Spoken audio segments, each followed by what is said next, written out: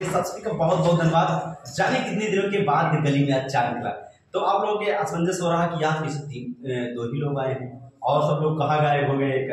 देखिए, मैं बताना चाहता हूँ कि आज है रविवार। ये मैं वीडियो इसलिए मैं विशेष बना रहा हूँ रविवार के दिन, क्योंकि मैं कई बार मैं वीडियो बना चुका हूँ, क्योंकि मंगलवार को मैं थोड़ा सा व्यस्तता रहती है कि हम मंगलवार को चैनल वगैरह नहीं सही कर पाएंगे।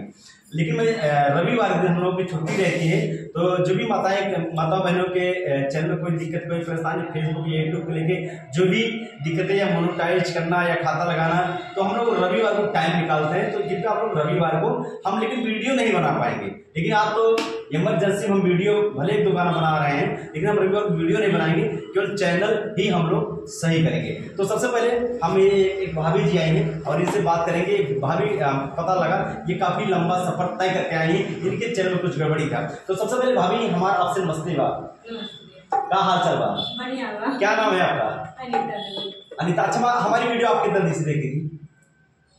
ज्यादा नहीं, मुझे जानकारी मिली तो मैं 2-4 महीने से देख रही हूँ। बाकी मैं आने के बाद मैंने पुष्पा जी से पूछा। अच्छा पुष्पा जी, आप क्या लगती है? मेरी ननद लगती। वाह, तो आपके ननद लगती है, यानी पुष्पा आपको भौजाई है? अरे वाह, मैं भाभी हूँ, ये मेरी ननद। हाँ, ननद भौजाई का रिश्ता है, तो ननद भौजाई पट गया तो सबसे पटना क्यों नहीं, गाँव में है, जिस गाँव में मैं हूँ उसी गाँव में ये भी है। तो आज मेरे साथ फर्स्ट टाइम वन टाइम आप बैठी हैं और अनीता जी जथेगा। अनीता जी फर्स्ट टाइम वन टाइम आप बैठी हैं, तो कैसा लग रहा है? अच्छा लग रहा है और आपसे मिलकर भी अच्छा लग रहा है। अच्छा लगा। तो पुष्पा भाभी, सबसे पहले आपका बहुत बहुत धन्यवाद। क्या नाम आपके चैनल का है? Anita official blog. Anita official blog. और आप चैनल क्या नाम है? पुष्पा अम्बेडकर नगर। पुष्पा अम्बेडकर नगर। तो दोस्तों आप सभी से हाथ जोड़ निवेदन, इतना लंबा सफर तय कर और अनीता भाभी का चैनल गड़बड़ हो गया तो हम लोग सही कर दें। तो अनीता आप भी गाना लगाती हैं? नहीं, मैं गाना नहीं गाती हूं। पुष्पा आप मेरे साथ क्या सुनाएंगे ढोलक के साथ? क्या सुनाएं? कुछ भी सुना दीजिए, आप चाहते हैं कुछ भी सुना दीजिए। दोस्तों जितने लोग मेरी वीडियो को देख पा रहे हैं और पुष्पा भाभी को और अनीता जी को देख पा रहे हैं, तो आप सभी से निवेदन है, रिक्वेस्ट है कि आप प्लीज आप दोनों भाभी का कुछ सपोर्ट करिएगा।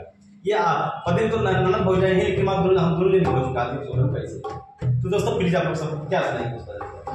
हाँ कुछ सुना दीजिए भैया, बजाइएगा आप थोड़ा, आप अपने ढोलक बजाइएगा। हाँ गाइए। ऊंची सड़किया गलिया नीचो बलमुआ मोर है